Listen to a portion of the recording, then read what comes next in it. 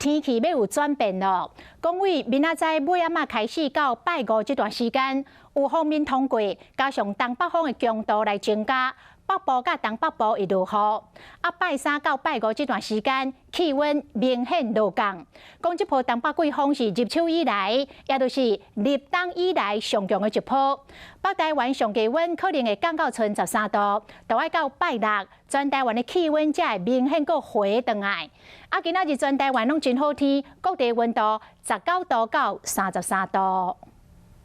民众出外穿短袄享受日头温暖，爱好好把握这2天的好天气。因为明仔载晚了后，阁有锋面通过，北部、东北部落雨几率增加。今年入秋以来上强的冷空气特别来报道。从明天的傍晚开始到周五这段时间，受到锋面通过以及东北风增强。 那北部跟东半部降雨将会逐渐的增加，特别是周3到周5这段时间的话，气温将会有明显下降的情形。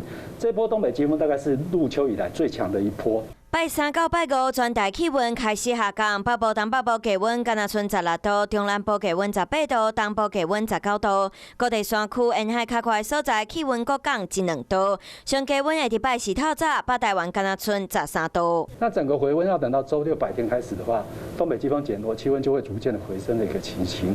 一直到这个拜六礼拜，各地气温才会开始较低，气温嘛会开始增加。天气民众这几天出外，爱记得早雨伞、雨帽，穿较小嘞，避免去感着。